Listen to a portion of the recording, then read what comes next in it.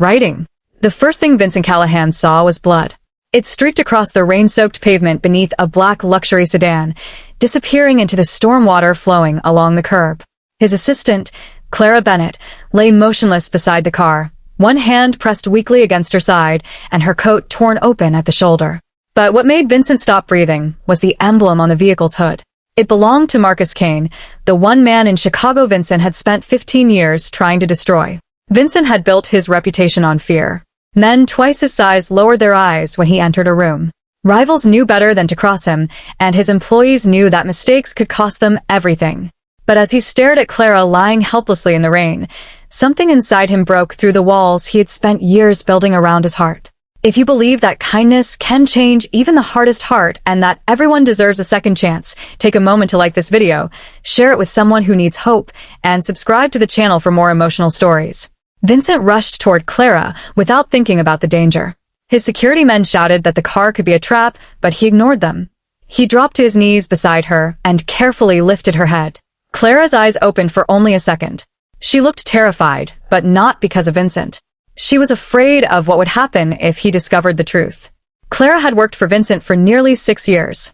She was 32, quiet, dependable, and far more compassionate than anyone in his organization understood. She remembered birthdays, helped employees when their families were struggling, and once secretly paid the hospital bill for a warehouse worker's sick daughter. Vincent had never thanked her properly. He simply trusted her, which, for a man like him, was almost the same thing as love. Now she could barely breathe. Vincent ordered his driver, Thomas Reed, to get the car around immediately. His men searched the area while Vincent kept pressure against Clara's wound. The strange thing was that there were no gunshots, no abandoned weapons, and no attackers hiding nearby. Marcus Kane's car sat perfectly still, its engine cold, its doors locked. Then Vincent noticed something tucked beneath Clara's trembling fingers.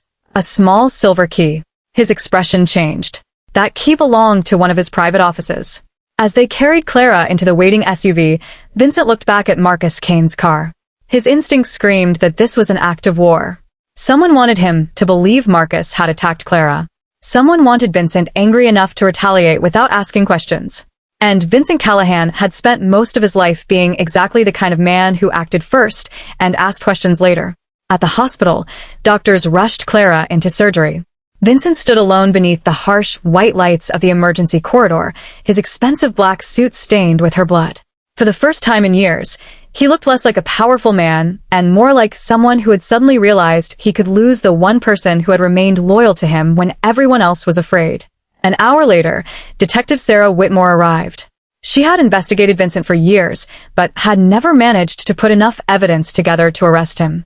She told him that surveillance footage from nearby businesses showed Clara entering an underground parking garage with another person approximately 40 minutes before she was found. The second person was wearing a hood, making identification difficult. Vincent immediately asked about Marcus Kane. Sarah said something that made him uneasy. Marcus had been at a charity dinner across town during the entire incident. Dozens of witnesses could confirm it. Vincent looked toward the operating room doors.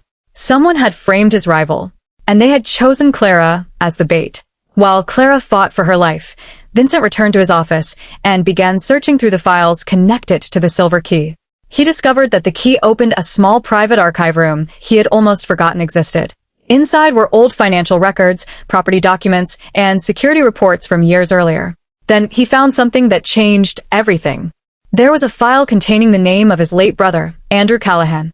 Andrew had died 12 years earlier in what Vincent had always believed was a violent attack ordered by Marcus Kane. That tragedy had been the beginning of Vincent's war with Marcus. Every decision Vincent had made since then had been shaped by revenge. But inside the file was a photograph Vincent had never seen. It showed Andrew standing beside Marcus Kane. They were smiling. On the back of the photograph was a handwritten message dated 3 days before Andrew's death.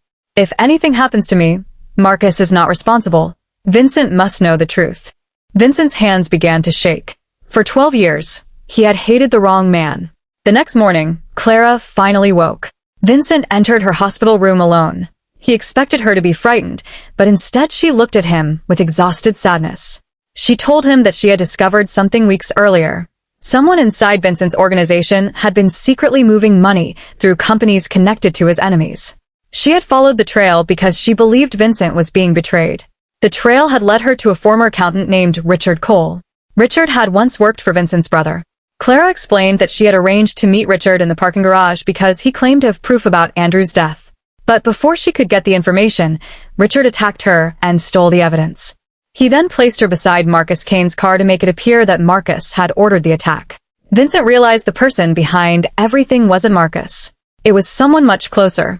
He returned to his headquarters and summoned everyone he trusted.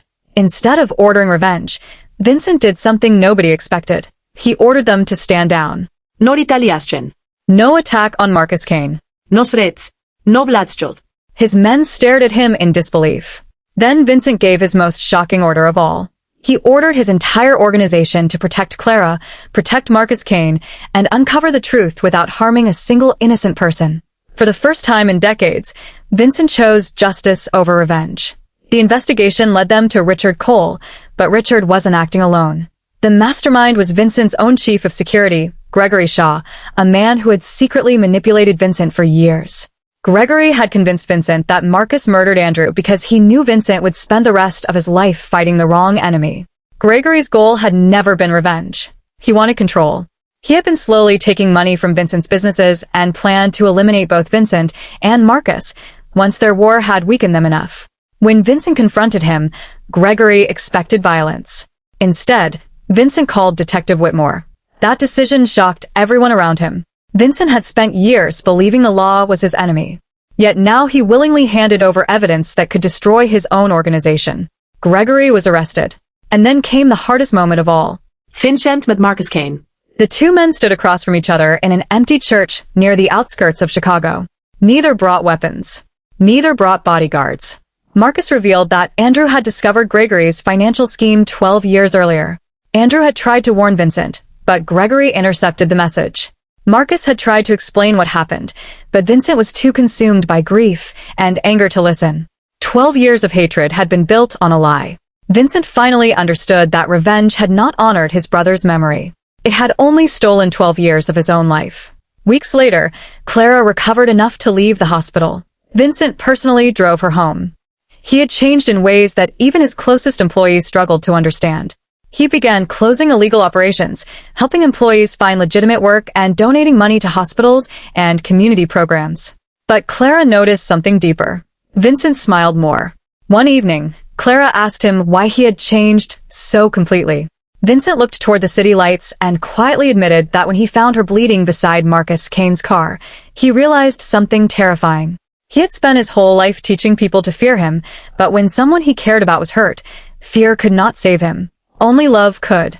Months later, Vincent visited Clara at a community center she had helped establish for struggling families. Children ran through the halls while volunteers carried boxes of food into the building. Vincent stood quietly near the entrance, watching the scene. Clara walked toward him and handed him a small framed photograph. It was a picture of Vincent, Clara, and Marcus standing together at the center's opening ceremony. Vincent stared at it for a long time. For years, he had believed power meant having enough people afraid to challenge you. Now, he understood that real power was having the courage to stop the cycle of hatred. And sometimes, the person lying injured beside your enemy's car isn't the beginning of a war. Sometimes, they are the reason you finally choose peace. If this story touched your heart, please take a moment to like the video, share it with someone who believes people can change, and subscribe for more stories about courage, kindness, forgiveness, and second chances. Before you leave, comment "Choose Peace" if you believe that one decision can change the direction of an entire life. Because Vincent Callahan's greatest victory wasn't defeating his rival. It was defeating the darkness inside himself. And that was the first time in his life he truly became free.